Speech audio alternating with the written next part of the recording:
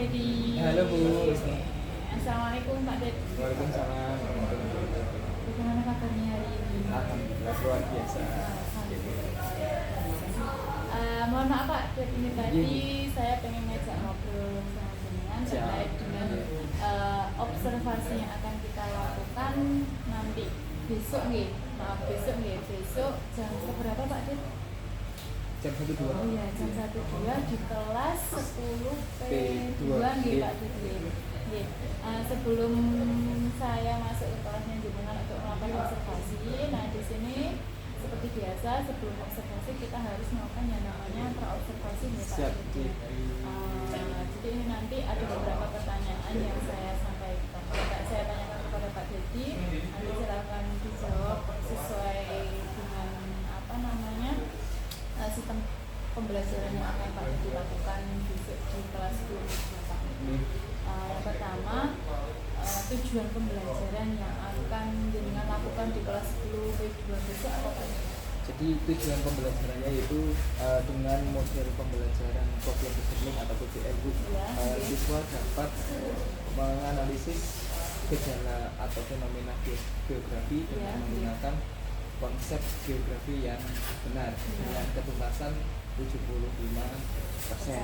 Gitu. Terus terkait dengan area pengembangan yang hendak Pak Dedi capai? Untuk area pengembangan yang pertama saya ingin mengembangkan jadi pembelajar atau peserta didik saya itu yang pertama dengan PBL untuk kenalan kritis boleh. Yang kedua untuk meningkatkan kolaborasi, artinya anak-anak berkelompok seperti itu, kemudian nanti ada programnya seperti itu. Kemudian yang ketiga yaitu tentang tadi kenalan kritis, kolaboratif, literasi.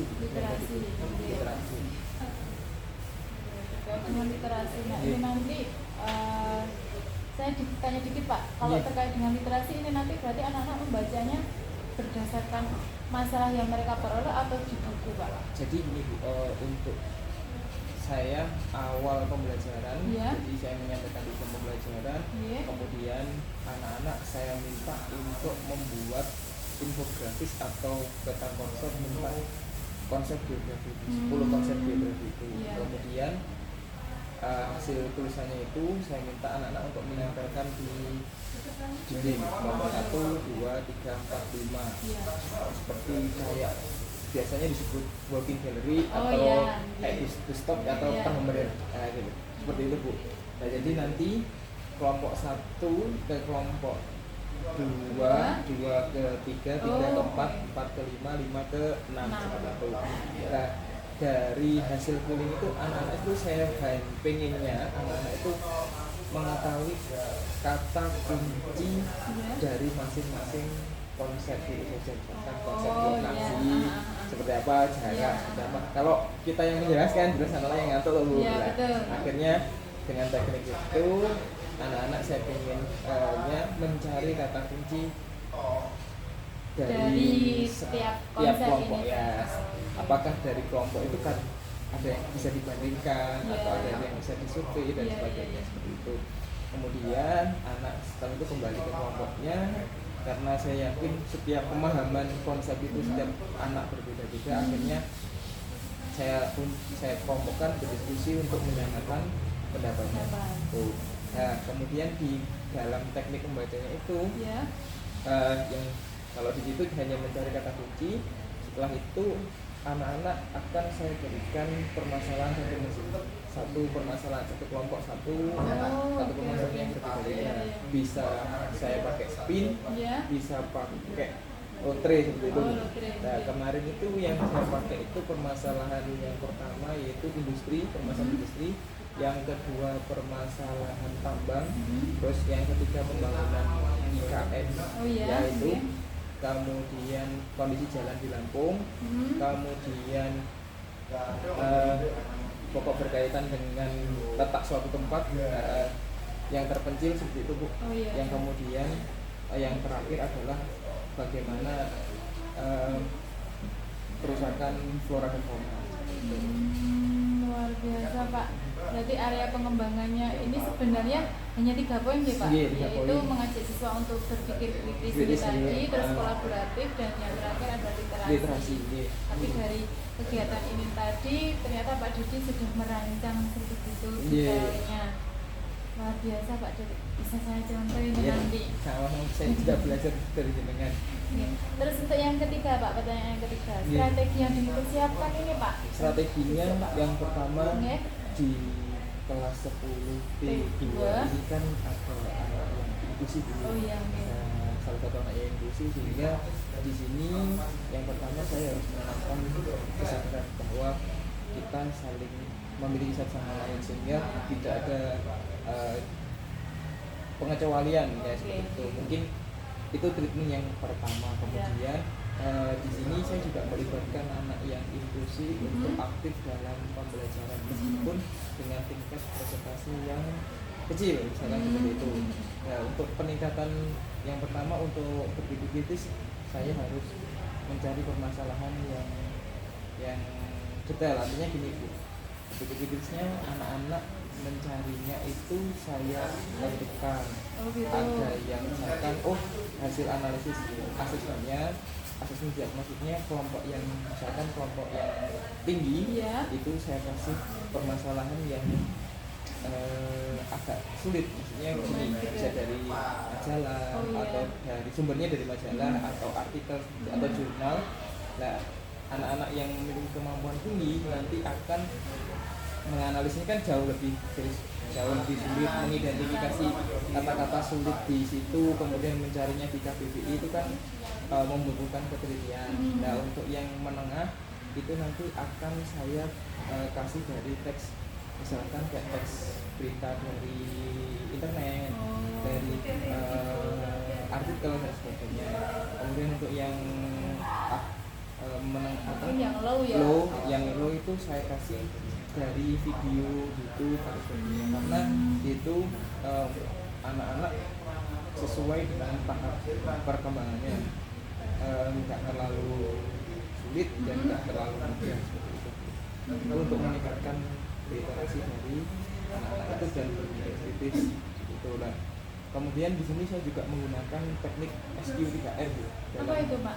SQ3R itu survei, kemudian question, read, review, recall dan review. Jadi kayak anak-anak mensurvei permasalahannya apa, terus menyusun pertanyaan, kemudian membaca teksnya, berita itu tadi, teks yang ada atau video yang ada, kemudian merecall itu artinya menjawab pertanyaan yang sudah disusunnya tadi, kemudian reviewnya itu kayak presentasi. Begitu Pak ya. Terkait dengan strategi itu sudah dipersiapkan dengan matang. Terus apalagi ini tadi saya dapat ilmu baru terkait dengan SQ3R dan sebagainya. Mungkin waktu kuliah pernah dijelaskan, sekarang saya sudah lupa. Jadi terkait dengan pra-observasi hari ini cukup sekian Pak, terkait dengan perencanaan observasi besok. Saya doakan semoga observasi besok berjalan dengan lancar, dan saya juga ucapkan terima kasih banyak sudah membantu saya terkait dengan penugasan yang saya lakukan. Sama-sama belajar kita Bu. Pak, kita sama-sama belajar dan kita saling berkolaborasi karena kita di sini selama guru geografi. Terima kasih banyak Pak Dodi atas waktunya, kebersamaan Anda. Amin. Saya akhiri, wassalamualaikum warahmatullahi wabarakatuh. Waalaikumsalam. Terima kasih Pak Dodi. Sama-sama. Saya mulai. Assalamualaikum warahmatullahi wabarakatuh. Selamat semuanya. Jadi ini nanti saya minta tolong ke Pak Dodi dan kelas kalian. Di sini saya ada penugasan terkait dengan pendidikan guru penggerak saya, yaitu adalah observasi dengan rekan sejawat. Nah, di sini saya selaku guru, rekan sejawat saya adalah Pak Dodi. Nah, saya dan Pak Dodi ini kan sama-sama guru mapel geografi, ya kan ya? Nah, jadi ini nanti sampean tetap ikuti pembelajaran seperti biasa apa yang diinstruksikan oleh Pak Dodi. Di sini hanya saya melakukan observasi saja, gitu. Jadi tidak usah punya pikiran dan lain sebagainya. memang rencana saya adalah saya pengen belajar ke kelasnya Pak Dedi terkait dengan cara mengajarnya Pak Dedi seperti itu. Dan ya, jadi nanti sampean silahkan mengikuti pembelajaran sesuai arahan dari Pak Dedi. Begitu. Oh ya, sebelumnya saya belum mengenalkan diri ya. Oke, perkenalkan nama saya Bu Ulum. Dan saya juga mengajar biografi, tapi untuk kelas 10 saya ngajarnya di kelas B4 sampai B7 saja. Terima kasih banyak. Monggo Pak Dedi. Oh gitu. Oh sudah, oke. Kemudian aspek sudah benar. Oke, biografi. Kita kemudian akan ke konsep biografi. Oke. Sebentar, saya mau speed dulu. Tidak, belum mas kan? Kamar mandi tadi. Enggak. Keluar. Pak.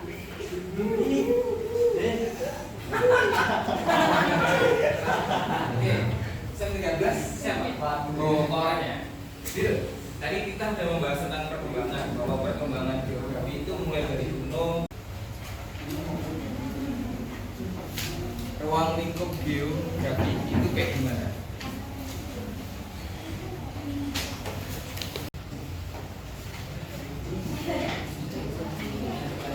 Ada yang bisa ruang lingkup geografi? Oke, apa? Geografi regional, oke. Sosial, fisik. Jadi ruang lingkup geografi itu ada 3. Yang pertama ada fisik, kemudian sosial, regional. Analisis wilayah itu kalau secara panjangnya. Oke. Kemudian saya pengen review sedikit. Saya tunjuk lagi pakai spin. Oke, spin lagi.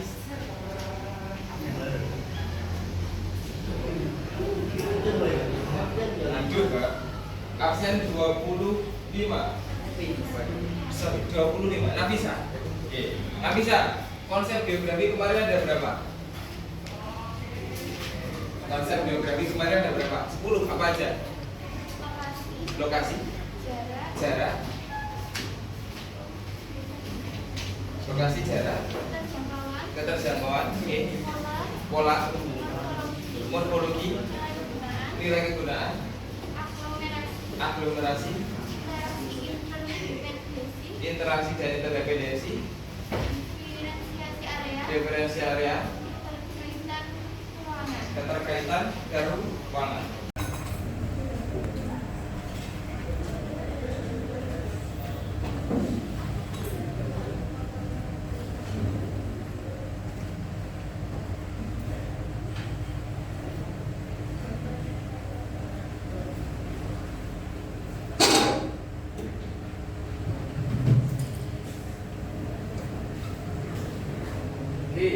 Kalau yang ini masuk ke konsep apa? Jadi ada 2, ya, ada 2, ya, ada sing di sini jalannya rusak, di sini jalannya masuk ke konsep. Oke, saya tanya lagi, Lexi ya Mas? Oke, Muhammad Fadil. Oke, kenapa ini masuk ke dalam konsep?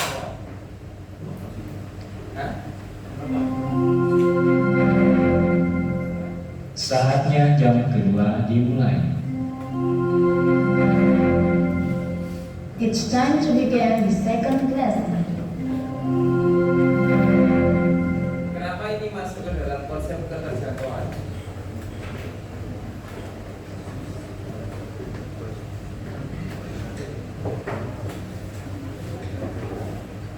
Keterjangkauan kata kuncinya kemarin apa?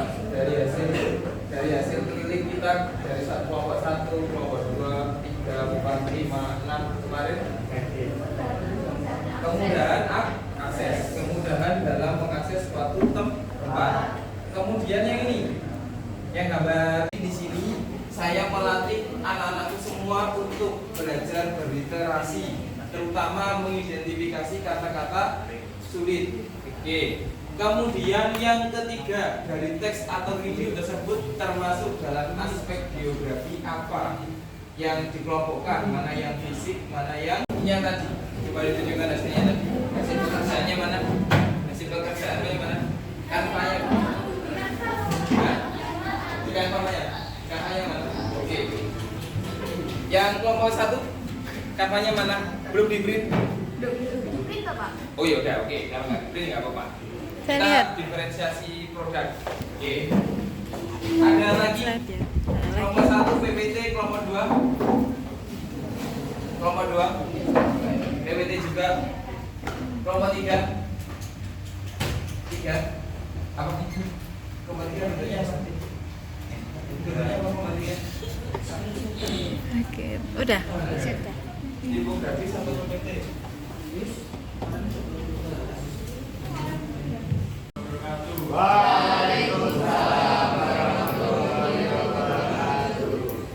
Kami dari kelompok 1 mau mempresentasikan tentang kerusakan hutan. Kerusakan hutan di Indonesia. Sebelumnya saya Erwin pertama juga saya dan anggota kelompok kami yang ada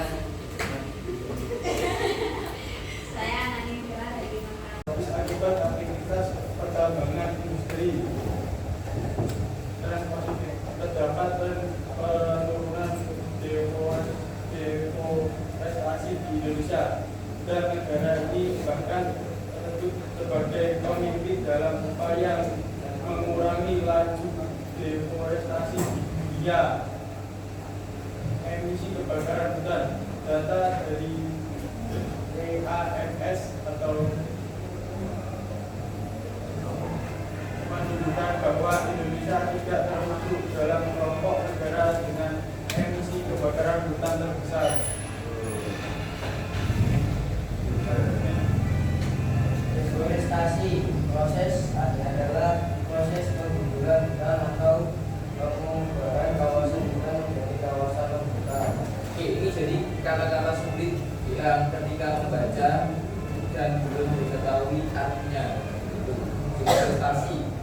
Yang pertama ada deforestasi. Semuanya udah tahu belum deforestasi itu apa? Oke, jadi deforestasi adalah ini. Yuk, teruskan. Deforestasi adalah proses pengguguran hutan atau pengubahan kawasan hutan menjadi kawasan terbuka. Oke, lanjut.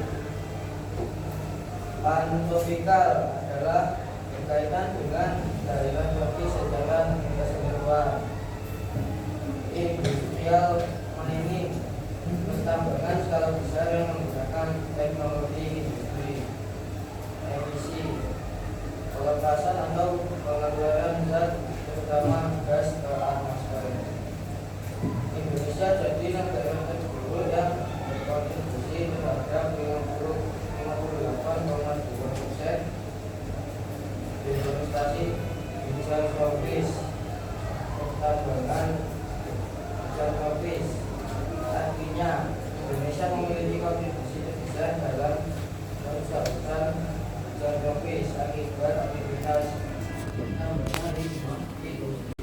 Oke, beritanya ini dari mana? Saya tanya.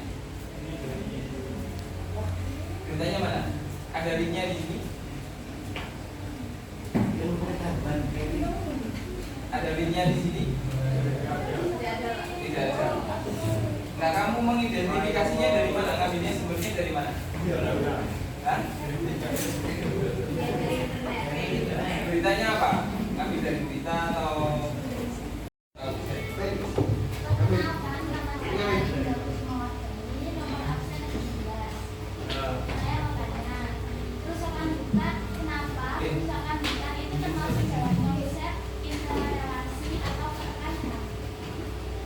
kenapa kerusakan hutan termasuk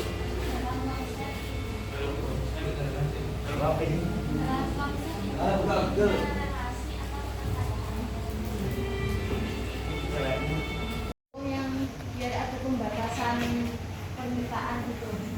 Kan boleh. Ayo Pin, jawab Pin. Mas, setiap permintaan itu mau buahnya itu mau diterima gitu sama Apa?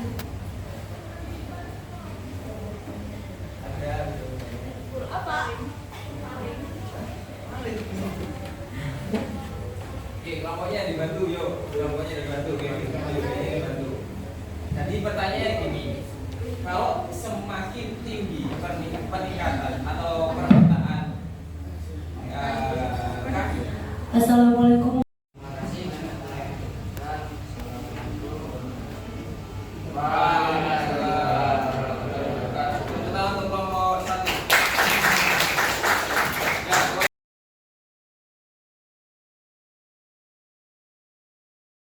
Semakin berkurangnya itu yang pertama satu karena aktivitas manusia terutama pertambangan, kemudian karena kedua itu pembukaan lahan untuk pertanian. Jadi manusia kalau di sana dekat hutan itu untuk membuka lahan, hutannya dibakar. Nah, kemarin ada tahun kemarin yang dimana kebakaran hutan di Indonesia itu sangat besar sekali hingga ke negara tetangga Singapura, Malaysia itu karena habis dibakar karena tanah di daerah hutan itu tanah apa? Di daerah Sumatera, Kalimantan itu tanahnya tanah apa? Oke, saya mulai nih Bapak Ibu. Assalamualaikum warahmatullahi wabarakatuh. Ya, terima kasih yang pertama untuk Bu Penny telah hadir di kegiatan pasca observasi untuk mendampingi saya sebagai CGP Panjenengan untuk melakukan ketuntasan tugas aksi nyata modul 2.3 ya Bu. Terus terima kasih juga untuk Pak Dede yang sudah berkenan membantu saya untuk melakukan kegiatan atau saya dampingi di kelas untuk melakukan tugas observasi saya di modul 2.3 untuk penugasan aksi nyata. Jadi begini Pak Dede, ini nanti kita akan melakukan kegiatan pasca observasi karena kemarin kita berdua juga sudah mengobrol terkait pra observasi dan observasi di kelas. Jadi Bu Penny kemarin saya dan Pak Dede melakukan observasi itu di hari Selasa jam 1.2 di pagi hari Bu di kelas 10P2 gitu. Terus untuk pra observasinya kami laksanakan hari sebelumnya yaitu di hari Senin Bu. Langsung saya mulai ya Bu. Langsung saja ya Pak Dede. Yang pertama yang ingin saya tanyakan terkait dengan pasca observasi ini adalah refleksi Pak. Mungkin dari panjenengan ada yang disampaikan terkait dengan hasil kegiatan jenengan di kelas, terus pas waktu pra observasi yang sudah kita komunikasikan bersama gitu Pak. Kemarin ya terima kasih Bu Lum atas waktu yang diberikan. Yang saya hormati Bu Penny. Di sini berbicara soal refleksi artinya berkaitan dengan perasaan sesudah dan setelah kegiatan observasi ini. Kalau perasaannya alhamdulillahnya saya senangnya karena apa yang kita sudah rencanakan di pra observasi, misalkan target pembelajarannya, kemudian metode pembelajarannya alhamdulillahnya berjalan dengan lancar, anak-anak bisa mengikuti kegiatan pembelajaran meskipun ya perlu pengkondisian yang lebih jadi seperti ini Bu, kemarin kan kita sudah menentukan bahwa untuk model pembelajaran yang kita gunakan adalah problem based learning, artinya anak-anak belajar dengan berbasis masalah seperti itu. Pemilihan PBL dikarenakan disesuaikan dengan tuntutan pembelajaran abad 21 ini. Selain itu di target yang kita sudah bicarakan di tahap pra observasi kan satu pembelajaran berdiferensiasi, kemudian peningkatan literasi dari anak-anak, kemudian kita juga karena 10P2 ini salah satu anaknya ada yang inklusi, sehingga bagaimana kita juga menerapkan pembelajaran berbasis inklusi seperti itu. Di sini jadi kan kemarin kita di kegiatan observasi kita melakukan pembelajaran dengan teknik itu Bu ya. Jadi anak-anak diminta untuk menulis infografis tentang konsep geografi karena materinya konsep geografi. Kemudian anak-anak bikin poster atau bikin infografis ditempel dengan menggunakan teknik working gallery atau ghost talk. Artinya nanti setiap kelompok akan berkeliling di kelompok yang lain dengan mencari kata kunci dari masing-masing konsep geografi seperti itu. Kemudian setelah selesai anak-anak menyamakan persepsi, saya mencoba untuk mengasih masalah yang atau pertanyaan romantik dulu berkaitan dengan konsep yang sudah ditulis itu apakah benar-benar dikuasai anak-anak atau belum. Dengan misalkan kita ngasih gambar, kemarin saya kasih gambar, saya kasih video yang berkaitan dengan konsep geografi seperti itu Bu. Kemudian dari setelah itu kan anak-anak saya spin untuk mencari permasalahan. Ada yang berkaitan dengan tambang, ada yang berkaitan dengan kerusakan hutan, ada yang berkaitan dengan bencana alam, terus kondisi jalan di Lampung dan sebagainya. Intinya setiap 6 kelompok punya permasalahannya berbeda seperti itu. Dari kegiatan itu anak-anak sangat aktif, meskipun menggunakan handphone, artinya handphonenya digunakan dengan sewajarnya untuk mencari materi. Anak-anak juga berusaha bagaimana menghafal, menguasai konsep geografi yang belum dipahami seperti apa, kemudian bekerja sama seperti itu Bu. Nah di sini literasi yang saya harapkan adalah dengan anak-anak membaca, mencari kata-kata sulit atau kata-kata yang belum dipahami dari teks berita atau video yang didapatkan permasalahan itu tadi Bu. Dengan itu anak-anak berusaha, literasinya hal yang belum diketahui seperti apa kata, contohnya deforestasi kemarin belum apa deforestasi, terus bedanya deforestasi dengan illegal logging itu seperti apa, anak-anak kan belum tahu lagi seperti itu. Kemudian itu alhamdulillah 2 target terselesaikan. Kemudian yang inklusi kemarin saya mencoba memberikan pertanyaan kepada Rere, ya alhamdulillahnya Rere bisa langsung nyambung, artinya nggak terlalu loading atau apa seperti itu. Anaknya bisa juga bekerja dengan kelompoknya sesuai dengan baik, nggak ngamuk atau apa seperti itu. Alhamdulillahnya itu. Jadi perasaan saya alhamdulillahnya dari setelah pra-observasi dan observasi, saya perasaannya senang gitu. Berarti terkait dengan refleksi yang sudah Pak Dedi lakukan ini tadi berkaitan dengan perasaan gitu Pak. Terus dari saya sendiri juga sangat senang juga saya dapat ilmu baru dari pembelajarannya Pak Dedi juga.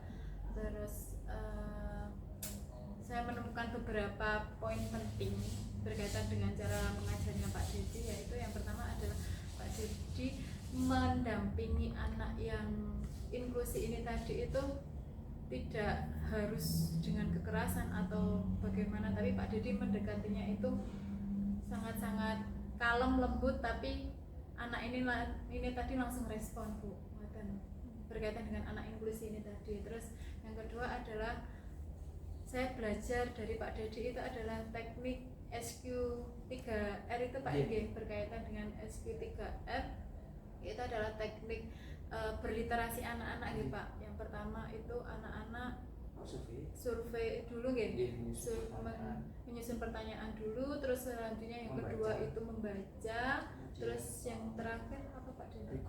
Oh iya, mengingat kembali mengingat kembali. Terus habis itu review. Nah dari SQ3R ini tadi juga menguatkan anak-anak terhadap kegiatan berliterasi, Bu. Terus pembelajaran berdiferensiasi yang dilakukan oleh Pak Dedi juga sudah berjalan sangat baik nih Pak. Gitu. Jadi target yang kita rancang pada waktu pra-observasi kemarin berjalan semuanya, dan alhamdulillah target bisa dikatakan 100% tercapai nih Pak Dedi. Ya, kalau 100% enggak mungkin 99. Karena ada beberapa anak mungkin yang perlu treatment lagi karena sedikit miss untuk penguasaan kata kunci konsep geografi seperti itu. Ya hampir 100% ya Pak Ded. Terus yang terakhir Pak, rencana tindak lanjut dari pembelajaran jenengan ini tadi bagaimana Pak? Rencana tindak lanjut mungkin ada berkaitan dengan tantangannya, yaitu kan di sini ada inklusi inklusi itu. Kemudian tantangannya selain itu kan banyak guru yang juga menerapkan model pembelajaran. Sebagai guru juga harus kreatif menyusun kegiatan pembelajarannya. Untuk rencana tindak lanjut itu mungkin mencari referensi pembelajaran selanjutnya yang inovatif. Kemudian saya juga perlu menyusun standar atau penilaian untuk anak yang inklusi ini, karena kan tidak boleh untuk disamakan antara anak inklusi dengan yang anak normal seperti itu Bu. Seperti itu. Kemudian juga tadi pembelajarannya untuk yang selanjutnya metodenya Bu, metode pembelajarannya kayaknya ini nanti rencana selanjutnya karena berkaitan dengan pendekatan dan prinsip geografi, saya akan melakukan pembelajaran di luar kelas karena lebih kontekstual, karena lebih kontekstual sehingga anak lebih cepat untuk memahami.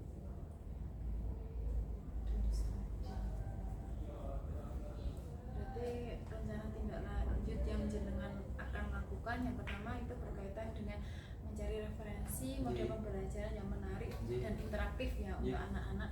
Terus yang kedua, karena di kelas tersebut ada siswa inklusi, berarti Pak Dede nanti membuat kriteria khusus penilaian terhadap si anak ini tadi, karena meskipun satu kelas itu hanya ada satu anak inklusi, tapi juga memang harus diperhatikan ya Pak Dede.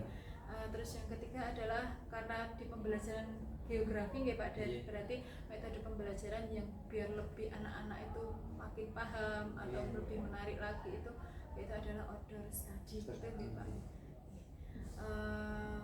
Begitu Bu Penny terkait dengan pasca observasi yang kami lakukan. Mungkin Bu Penny ada umpan balik ya. Terima kasih Bu Ulum. Luar biasa, kucing panjenengan ini sudah menggali potensi dari Pak Dedi.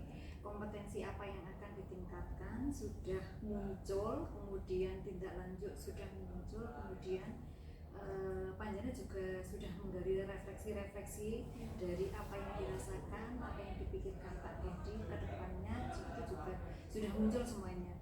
Jadi dalam proses kucing ini sudah lengkap, dari alurnya kucing sudah masuk ke alurnya Tirtan. Seperti itu Bu Ulum. Terima kasih banyak Bu Penny. Terima kasih juga untuk Pak Dedi yang sudah membantu saya untuk sekali lagi untuk penugasan saya di pendidikan guru penggerak. Terima kasih banyak sih untuk Bu Penny sudah meluangkan waktunya. Ngapunten merepotkan Bu.